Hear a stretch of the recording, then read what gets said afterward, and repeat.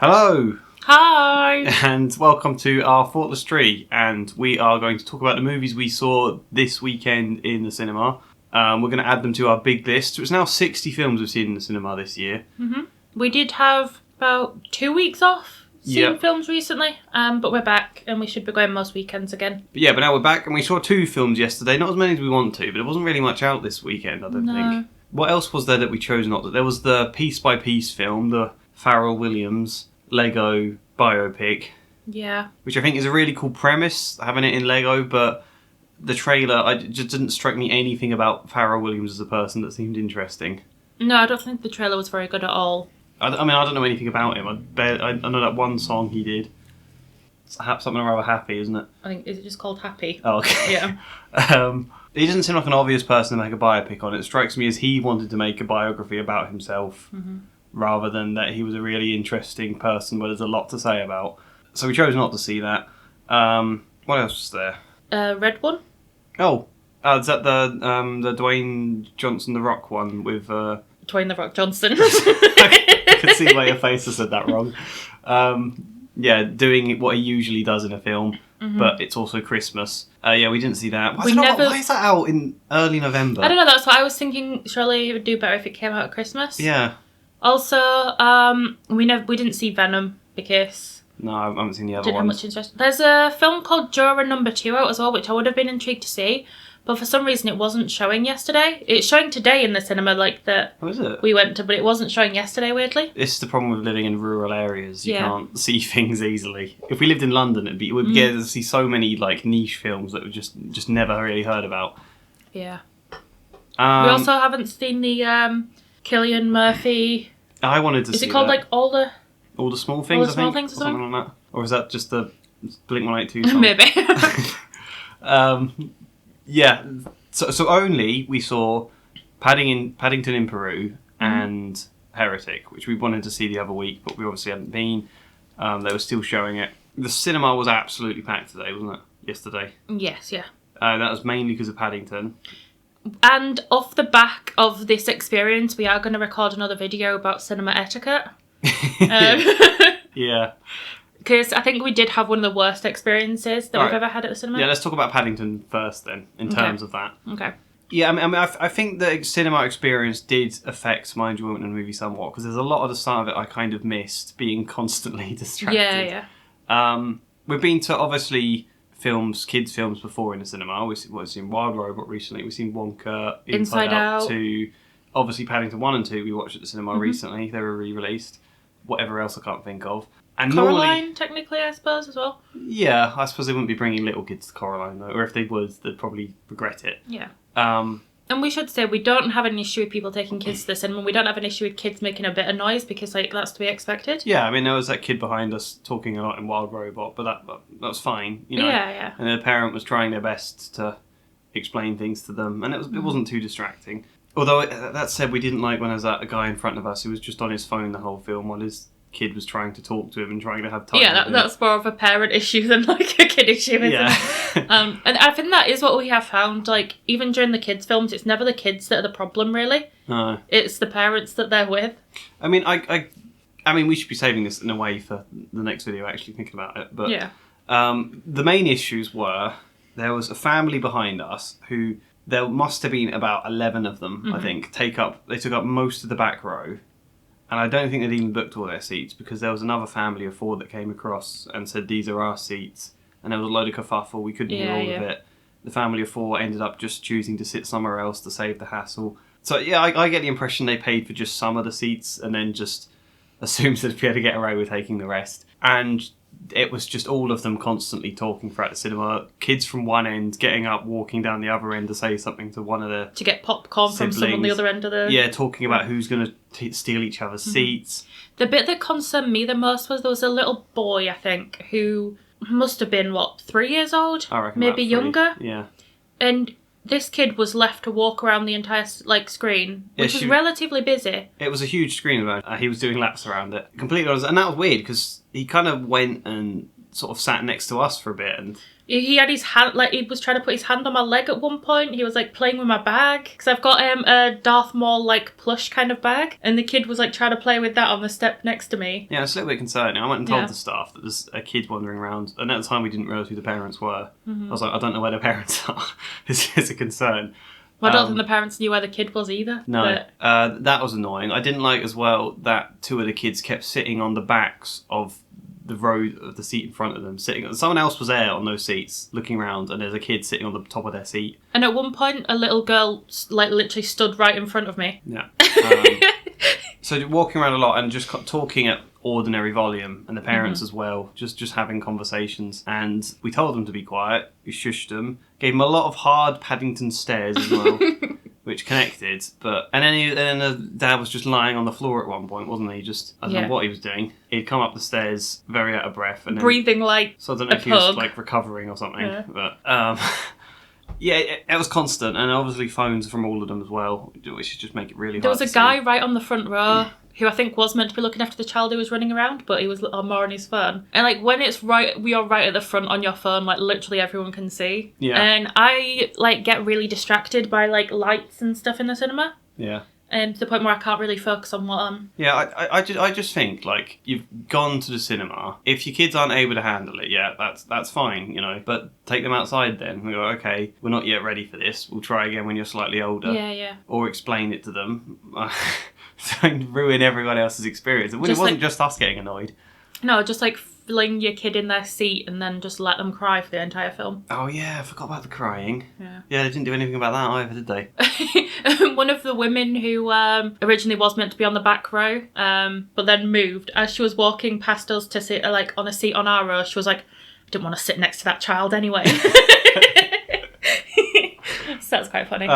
So that did affect our viewing of Paddington 3. After, I'd say about halfway through the film, we decided to move as close to the front as there were spare seats, which somewhat helped. I mean, we couldn't see the phones and things then, and we could still hear the talking, but not as loud. Yeah. And it became easy to focus then. What did you think of Paddington 3? Paddington in Peru, I suppose I should call it. I enjoyed it. I don't think I enjoyed it as much as the first and the second. Nor me, I don't think. I liked the story because I think like they've done the Paddington in London now, so I think something did have to kind of change. Yeah. For the third one. Yeah, I mean, I think part of me thinks that it's like that typical movie thing of, if we just chuck them into a big sightseeing location because they've run out of ideas. Yeah. But I don't think it was like that, to be fair. That was my worry when I saw the trailer, is like they don't know what to do anywhere, so they're just having a gimmick of Peru. No, I think it definitely felt like they had a strong idea. Yeah, and I like all of the kind of stuff about, I suppose, Paddington's identity. How much is he British now? How much is he Peruvian? Where does he belong? Is an idea that makes sense to do next in the films, and it was very enjoyable, I thought. Yeah, I'd say for me personally, like, I found more emotion maybe in this one than I have in the other ones. Yeah, you cried a lot. I was crying a lot, yeah. I mean, I got a bit teary. I've got a bit teary in all 3 Paddington films, so that's like expected for me. You cried much more than the other 2, I think, didn't you? Yeah, because when we re-saw the first 2 recently, I didn't cry, I don't think. Oh, well, I kind of do at the end of the second one. I cried at the end of the second one. But I personally thought the ending of this one was sadder for me. Not sad, but more moving, I think. Moving, yeah. It probably was, I think, yeah. I think Olivia Colman was perfect in this film. I think she was the thing that was best about this movie.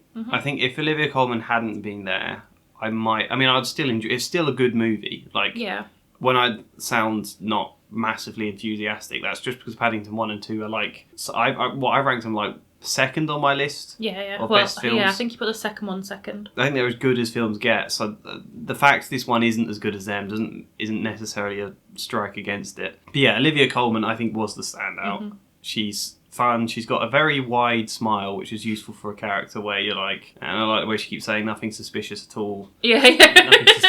Just a secret room with lights behind it, and I can't tell you what's behind there. There's nothing suspicious about that. I did really like the scenes between her and, is it Julie Walters? Yes, it is, isn't it? Yeah. Who plays Mrs. Bird? I was going to say Julie Andrews or someone else, isn't it? Yeah. It is Julie Walters, I think, yeah. Yeah, they were good. I'm glad she was in it. It's a kind of a shame, though, in that taking it out of London, all of the other cast of, just community characters, you don't get Peter Capaldi as Mr. Curry. He can't be there.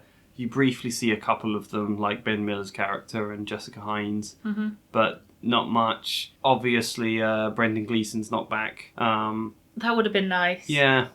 And you know, I kind of would have liked if Brendan Gleeson went to like Peru for some reason. It would have been cool. I mean, actually, I think in one other way that was kind of one of the things that makes this film more difficult, was because the other ones, there's such a big cast of characters, and Paddington can be like a fish out of water, surrounded by so many people to bounce off of. Whereas in this film, they're mostly in a jungle, so there's only like 5. I mean, there's the family, Paddington, and then a couple of other people for most you've of got the like film. Antonio Banderas, his character, and then his daughter. Yeah, so there isn't really as much to go on in a lot of ways. It is much more this one like an Indiana Jones type film, isn't it? You've even got them like running from a boulder, falling and stuff.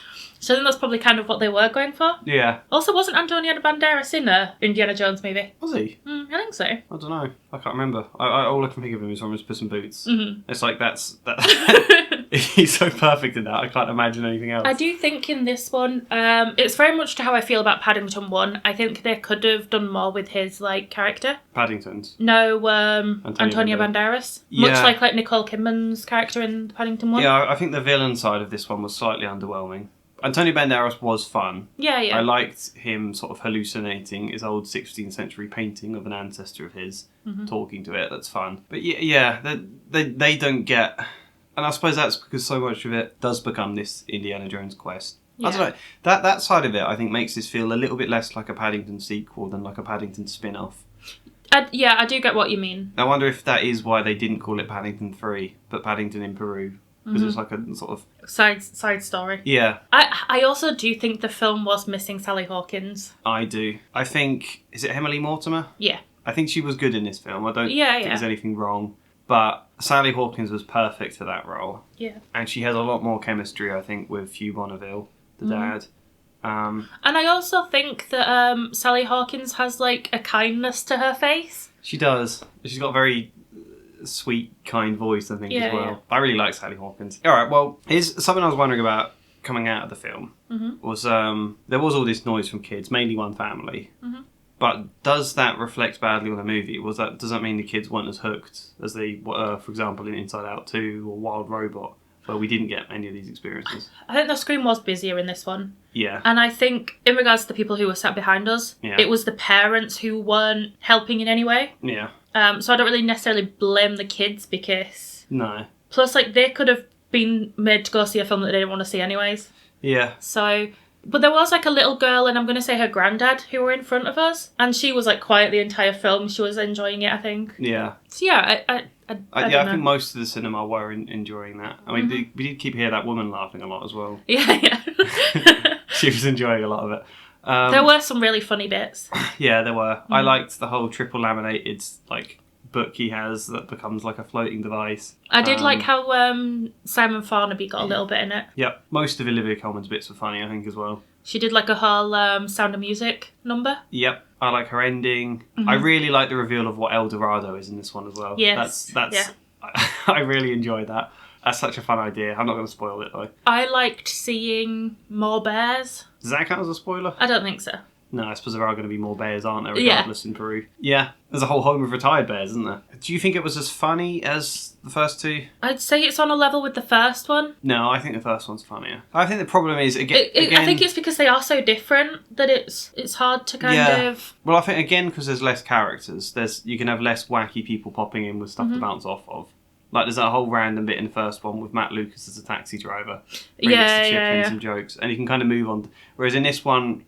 all of the heavy lifting has got to be done by the family. And I think like you kind of touched upon, I didn't necessarily believe the like on-screen dynamic between Hugh Bonneville and Emily Mortimer as much as I did Sally Hawkins. No. There was just something, maybe it's because like we're used to watching Sally Hawkins in Paddington, so now we see something different and it's like, oh... But I don't know, I didn't believe like the relationship as much. I guess thinking about that, it might be because there's not... Like in the first film... There's a clear conflict where Sally Hawkins wants to take in this bear and look after him, and Hugh Bonneville's very risk adverse, doesn't want to help. Yeah. That's not how it's done, and they get like a sort of tetchy back and forth as well. In the second film, Sally Hawkins is convinced about finding this criminal, and Hugh Bonneville thinks they can't, thinks it's mad, blaming Hugh Grant for that, and they have like a back and forth kind of conflict about that going on. In this film, they didn't really have a conflict. They kind of just both were in Peru. But I guess like the initial kind of thing is like everyone's kind of doing their own thing now. They don't hang out as much as they used to do. I do like that. And she's kind of wanting more time with her family. Yeah. So the minute, I think we can say this because it's in the trailer, that Aunt Lucy goes missing. She sees that as an opportunity for them to go to Peru and try and find Aunt Lucy as a family. Yeah. So I think that's a good setup to the story. I do. I think after that, though, there's not much... And there's not much conflict between them or arc with the kids either. No. Like, I was thinking that when I came out of it as well, because...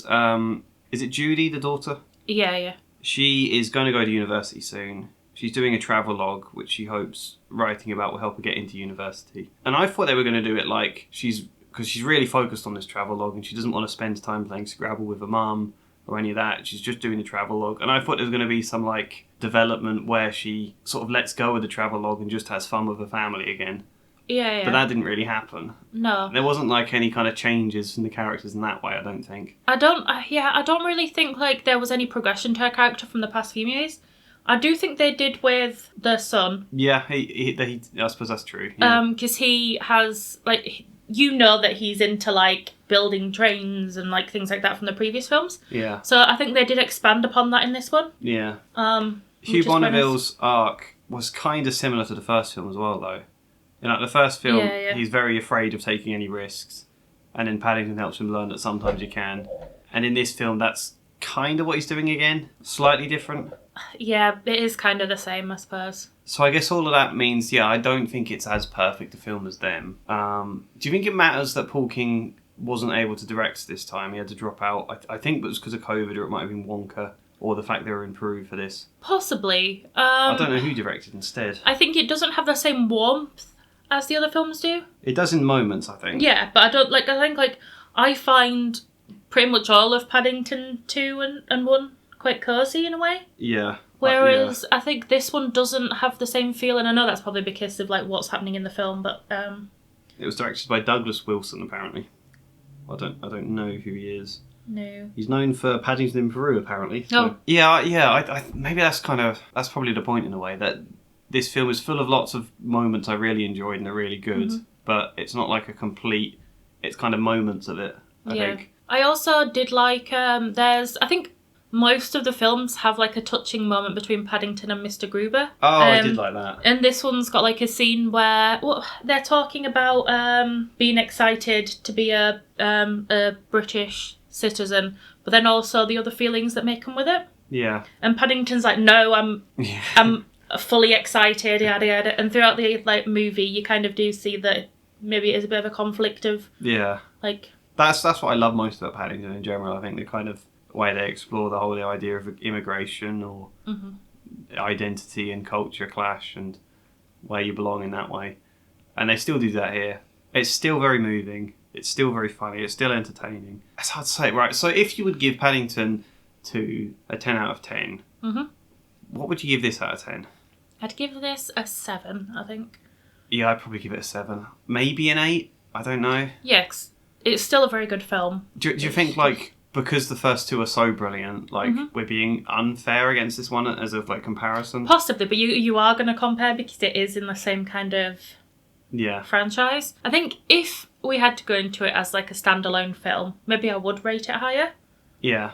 But because we do know like how good previous ones have been. Yeah, I suppose it's also less original. Like, it's having fun, like, doing tropes of Indiana Jones, and there's bits of Sound of Music and some other things thrown in. And that is fun, but it is kind of also stuff you've seen before. Whereas Paddington 1 and 2, I think, do feel really original. Yeah. But, alright, well, the next question, if we could look at our film list we've got, 58 on there so far. Do you know where you'd put Paddington in Peru? I think I know where I'd put it. I'm thinking number 13, potentially. Oh, so still quite high then. So what?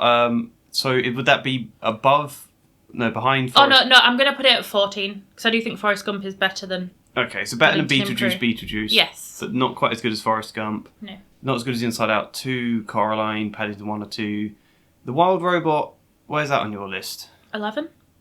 11. Oh, so not as good as that either. No, I think if we're talking about originality, I think The Wild Robot was way more original. And I think as someone... I guess Paddington's about animals as well. But, like, I think The Wild Robot touched upon animals in the wild. Yeah. And I find that really touching, especially because we are, like, big into animals and any kind of thing to help the animals. Yeah. I think I rate The Wild Robot higher than Paddington in Peru as well. So you're going to have Paddington in Peru quite low. I am, yeah. I mean, when I was looking at my list, I was thinking that. You've said Wonka's worse than Paddington in Peru. Mm-hmm. I think it's probably better. I think it's more complete as a movie, even if I did have a lot of problems with that film still. I said maybe I'm being unharsh on it because it's never going to be as good as Paddington 1 and 2. But I was going to put it 20. Okay. So just behind The Wild Robot, ahead of all three of the original Star Wars movies. Again, ahead of Beetlejuice as well. Mm-hmm. So in terms of kids' movies, am I putting it lowest on my list? No, because... Oh, If's there, isn't it? That's way behind all of them. I guess, is Borderlands a kids' film? Potentially? Maybe. Ghostbusters? Did you put that really low? Ghostbusters is 41 on my list. Godzilla x Kong's kind of a kids' film. Yeah, that's 39. Okay, well, they're like out-and-out kids animations movies. Or... Yeah, in which case it's probably... Yeah, I think it is lowest. Yeah.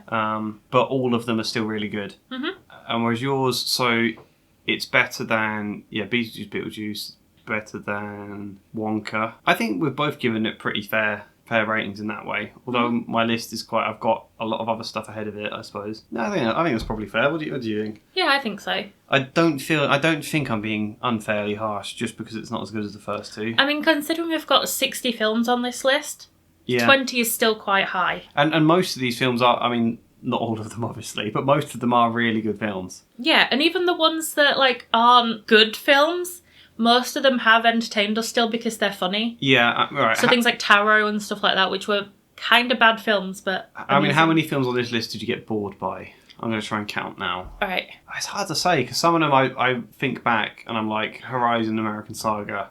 Dull. Yeah. But at the time I was intrigued, thinking, this is going to go somewhere, even though it never did. There's about 4 on this list, which I genuinely got bored by. I'd say about 4 or 5, yeah. Mine would be Deadpool and Wolverine. Yep. Argyle. Yep. You fell asleep in Argyle, didn't you? Horizon. Yeah. And I also found One Love a little boring. Oh, did you? Yeah. You've not said In a Violent Nature? You didn't get bored by a lot of walking? I didn't get bored. I think I found it quite funny. Yeah. I mean, it was, but it was also boring, I think. Did you find If at all boring? No. No, I don't think I did either.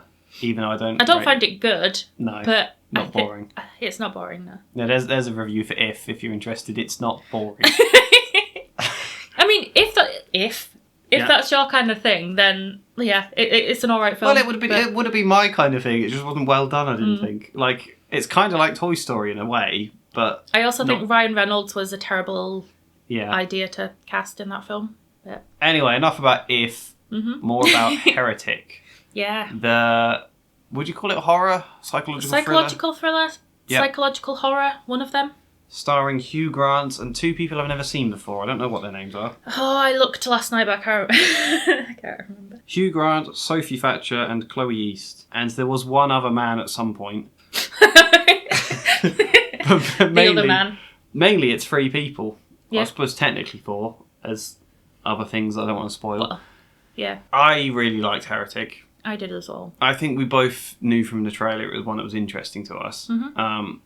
Mainly because Hugh Grant, again. Yeah, in the past, if I saw Hugh Grant was in a movie, I'd probably be like, oh, here we go. It's going to be like another rom-com. He's going to be playing the charming English, suitor.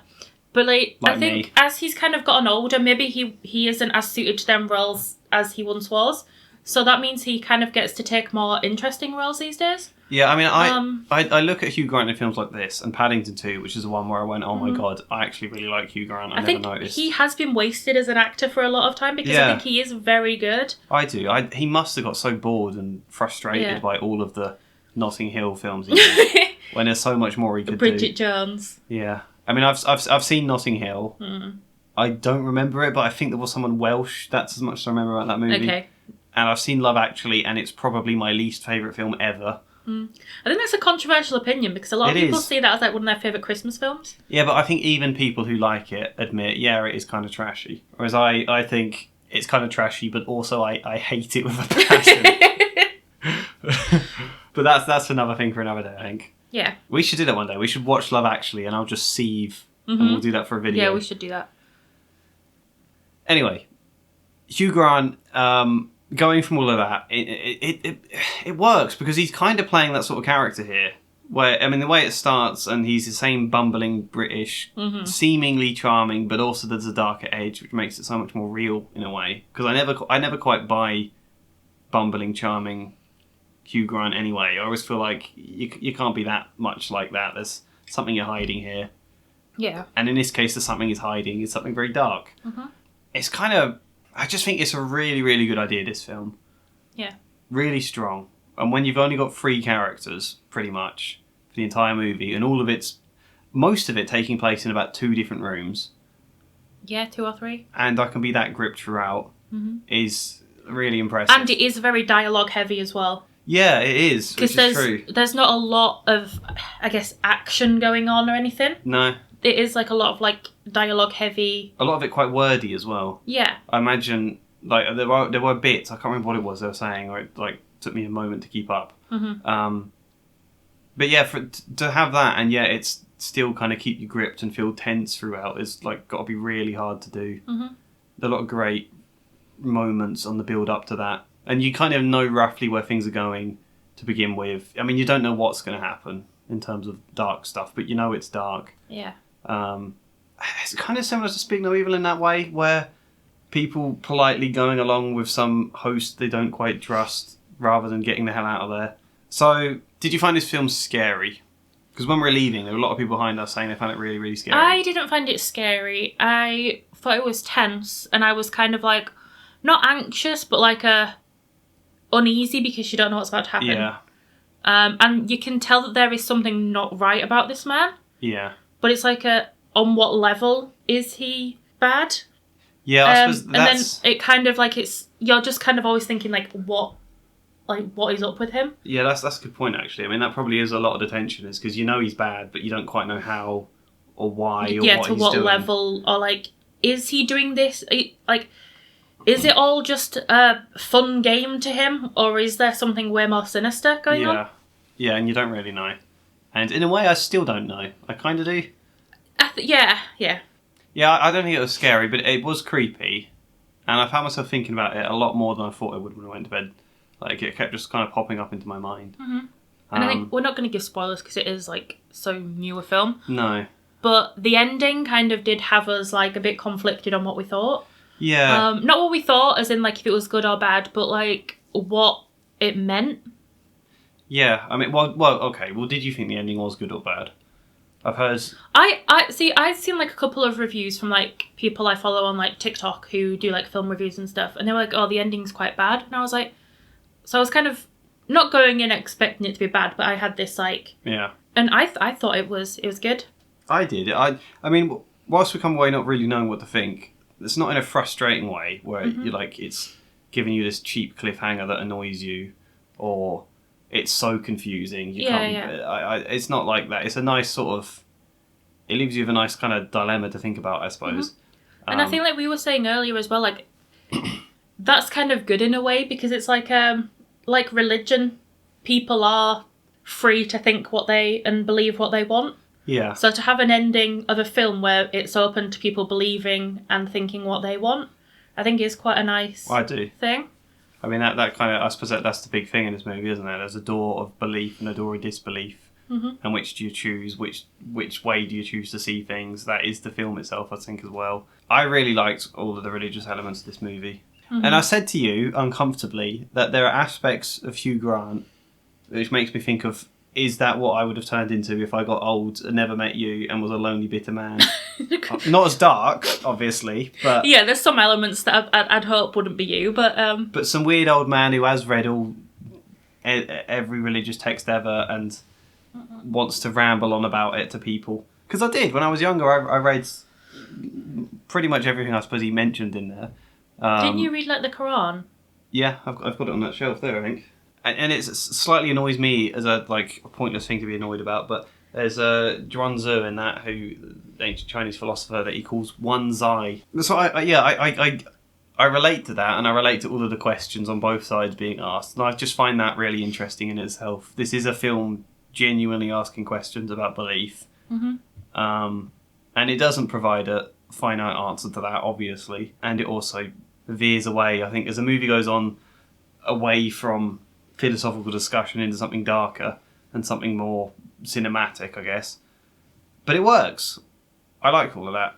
It's weird, isn't it? I think it is super respectful to all religions, really, in a way. Well, to some extent. Well, I mean, he says things that are controversial, and I do like that they push back against him.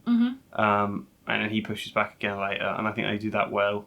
And it is weird, though, that you can have a film where there is such long, kind of like university-type discussions about religion and talking about Monopoly as examples to relate to, and it not be boring. Yeah. Well, there is some Jar Jar Binks impressions thrown in there. Yeah, there's that as well. Yeah, and I think that's kind of what's impressive and says it how well written it is, that you can have so few characters and pack all of that stuff in, very few time jumps, very few changes of scenery, and it still be very, very gripping. Yeah. I think if I had problems with this film in that sense, though, it's that, like, I think about Speak No Evil, which is the one we got highest on my list. Your highest is Blink Twice. Yeah. Do you prefer it to Speak No Evil? No. I don't think I do. And in a way I thought I would, because I think Heretic is something that's more personal to me. I think my reasoning for thinking maybe it isn't as good as Speak No Evil is because going into Heretic, you know, even from the name, that it is going to be religion-based. Yeah. And you kind of somewhat know what to expect from the trailer. Whereas with Speak No Evil, I had no clue. Yeah. Like, is this going to be, like, supernatural? Is this going to be... You know, I think I went into Speak No Evil having less of an idea of what was going to happen. So I was more surprised at the end. Although that said, any of the stuff that happened, I think, in the last third of Heretic was not what I was expecting. No. But in a way, that's kind of what's so hard about Heretic, though, is because it does build up a reveal so big that it is hard for it to, like, match that. For it to still be a satisfying reveal. And I don't think the reveal's bad at all, or disappointing. I don't think it's as exciting or, like, as a wow as it could be. Yeah, I mean, the bit where you realise what's going on in Speak No Evil, I was like, oh my god. And that was a real good twist. In this one, it works, but it doesn't, like, elevate the film to another level, I don't think. I think in Speak No Evil, when the twist happens, that was when my anxiety started to peak. And, like, but then when the anxiety peaks in this film, it just is downhill from there, I think. Yeah. Because, like, once you kind of know the big twist or whatever, I think you're like, oh, okay, like, that's what's going on here.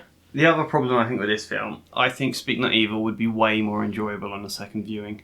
Yes. And that's not necessarily a problem, but I think probably the reason that is because the thing about Speak No Evil, and apart from all of the tense horror psychological elements, you've also got a relationship between a couple that's interesting in itself, and how they're changing as people, and there's humour there, and there's humour in Heretic too. Well, I guess in Speak No Evil, it's the relationship between the two couples. So, like, there's James McAvoy and his wife, and then I can't remember the main family names. There's that. There's also the two kids, and you've seen much more where they're coming from and what's going on in the whole world. Whereas in this film, because it's so, like, zeroed in on this one bit, there is less story stuff and character stuff to do with that in the background, which I think that makes it much more once you know what this film's about. You probably wouldn't enjoy it as much from the second viewing. I don't know if I would want to watch it again. It was very good, but I don't know if I'd be as keen to as I would be with Speak No Evil or Blink Twice, which was also very good for that. Yeah, I think with Speak No Evil versus Heretic, I think in Speak No Evil I cared so much more about the characters. Yeah. Because I think there was such a good setup to get to know the characters. Yeah. And things like that. Yeah, I mean, that's not to say the characters are bad at all in No. Heretic. I think they're really well acted, and I really like the way this film starts as well. Yeah. That bit at the start with them before things kick off. But yeah, you don't get as much about them. And that does kind of create problems in that way. Right, any other things to say about it before we rank it? The humour was good. It was, yeah. Hugh Grant a mainly good, for that. Yeah, it was a good mix of humour versus... I also really liked... I can't remember her name in the film, but I think she was played by Chloe East. Yeah. The blonde girl. Yeah. I really liked her, because I found her character quite funny at parts, and yeah, I did. There was almost like a sweetness to her, which was just very nice. Yeah. As well, actually, I mean, it's not bouncing off what you said, but it just reminded me of it for some reason. When we were saying about the twists, the reveals, and the peak of it, I think the bit where it piqued my anxiety with a reveal was the reveal about the blueberry pie in this film. Yeah. And that bit made me go, here we go. Mm-hmm. Whereas all of the reveals after that didn't quite hit me as hard. But yeah, tangent aside, yeah, she is sweet. The differences between those two, actually, are really good in this film. Mm-hmm. And when they sort of have differences but are still very, very close. I think even the fact of how they've done like their costume with them, like one of them is very dark and like dresses all in black, and then the other one is like quite light. And I hadn't thought about that either, but I enjoy the idea. I mean, you do kind of watch Hugh Grant try to divide the two of them a lot, and he never quite manages to. They keep like staying very close, which is nice. Are there any clear bad things you think about this movie? I can't think of anything personally. I can't. I think it is just an all-around really good film. Because they're kind of similar, do you think Hugh Grant is better in Heretic or James McAvoy in Speak No Evil? Who gives the better performance? That is really tough because whilst I don't think Heretic in general is as good as Speak No Evil, yeah, I think they are on equal levels with the acting. I do. I think I don't know, I think it says a lot about Hugh Grant that he can go from being this silly kind of guy in Paddington 2 to being like he is quite silly in Heretic, but it's on a different kind of, like he's also serious and...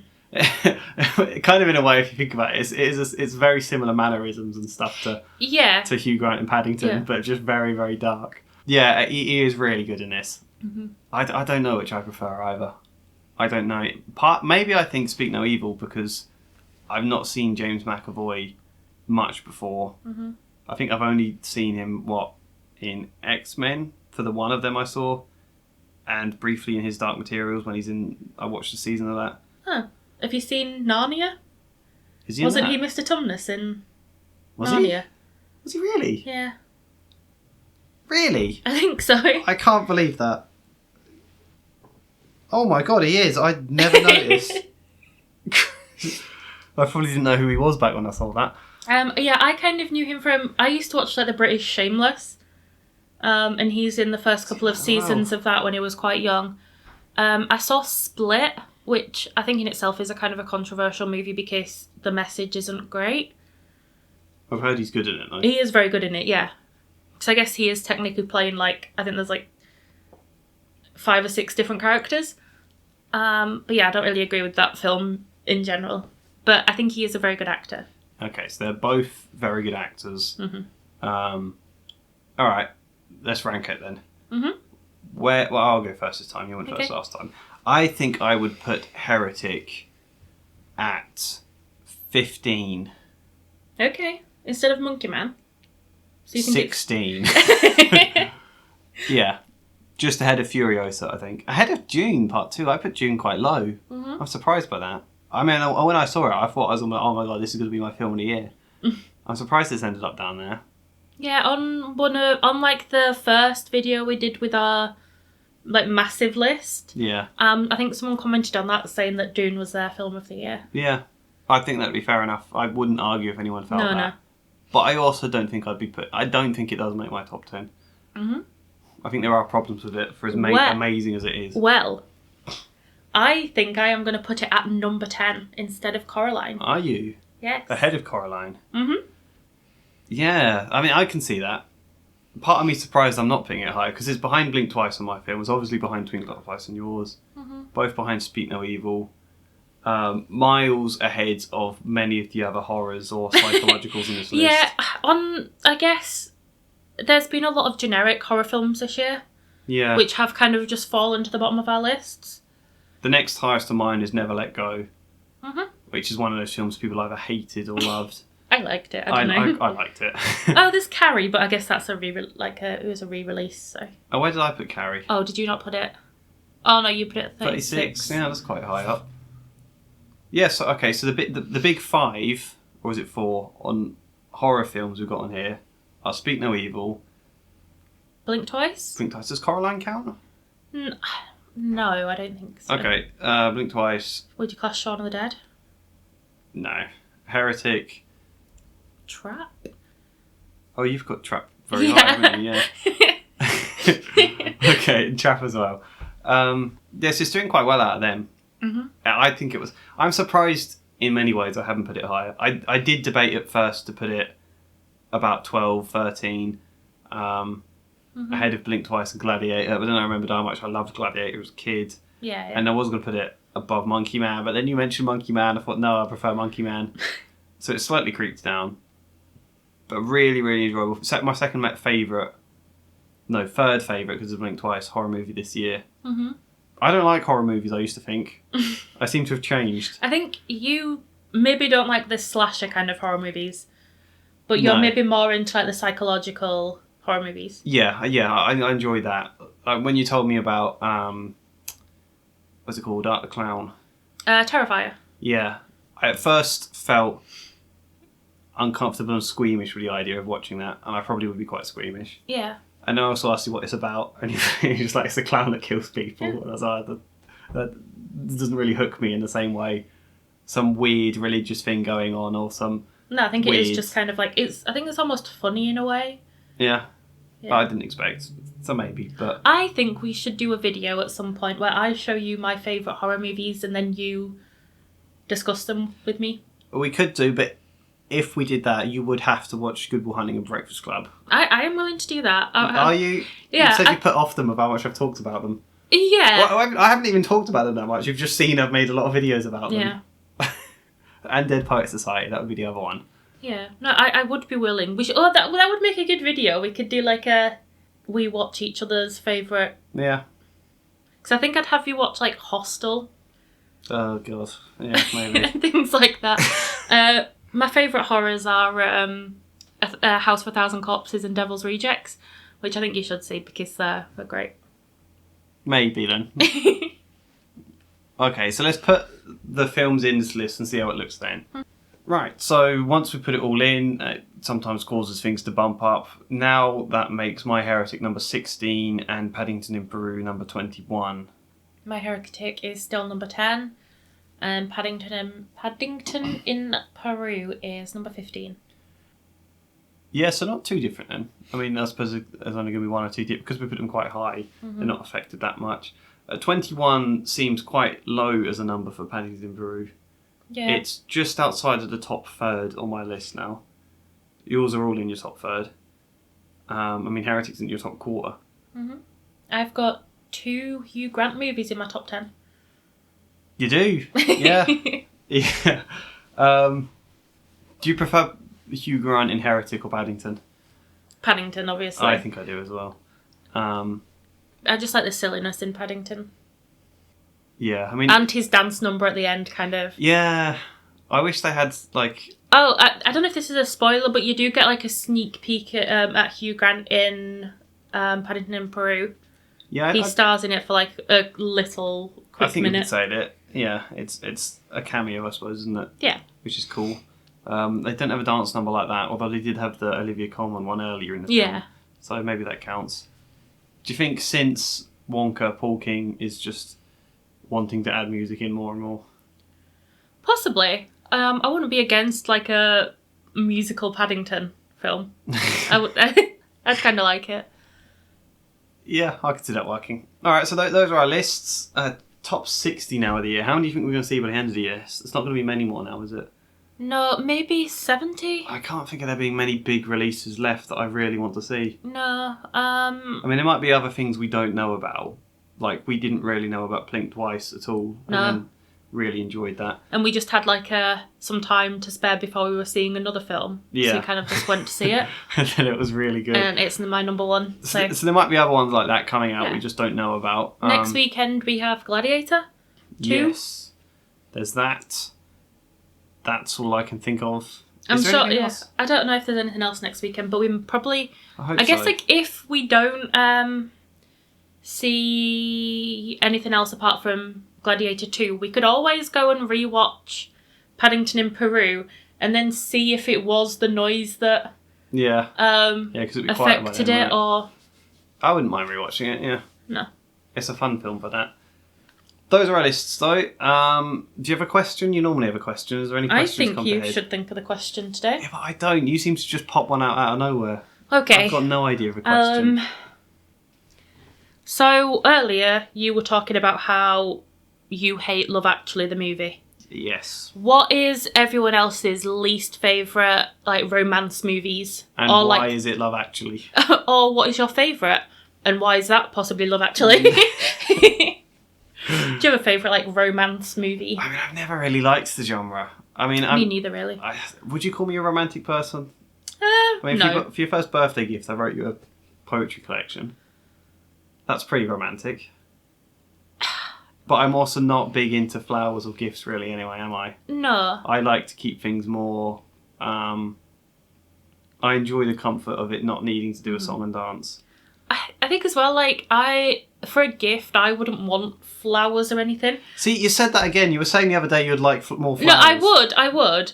But, like, knowing me, I would prefer, like, Lego minifigures to flowers. Yes. Or, like, Funko Pops and things like that. Do you like rom-com films, then? No. I think my favourite... Well, it's one of the only ones I've watched that I didn't hate was The Notebook. I have not seen that. I'm not against romance as a genre. I just think most of the time it's really forced and not like... It doesn't feel genuine as a result because they're trying so hard to make it super romantic and I just don't buy it. It just feels over-sentimental to me. There are films with romances in that I really enjoy. Like, something. Great. But I tend not to like out-and-out romances. And I really don't like Love Actually. Not that there's any... I don't think there's anything romantic about Love Actually. I think it's more toxic than anything. I think it's horrifically all over the place. I'd say my least favourite, like, romance movie... I've only watched, like, half an hour of it, but would probably be Titanic. I've never seen Titanic. I just think I won't like it. Something sits wrong with me about turning a real life tragedy into it. I think we touched upon this before, and you went, they'll be making one about 9/11 at some point. There's just something that really sits weird with me there. I don't know. I agree. I've got no interest in seeing Titanic. Maybe it's really good. I don't know. Yeah, who knows? That's our question. That's our video. Like the video, subscribe to the channel, do other things. What are we going to do now? We're going to record something else? We'll probably record something else, yeah. Maybe about cinema etiquette. Okay, that's us then. Goodbye. Bye.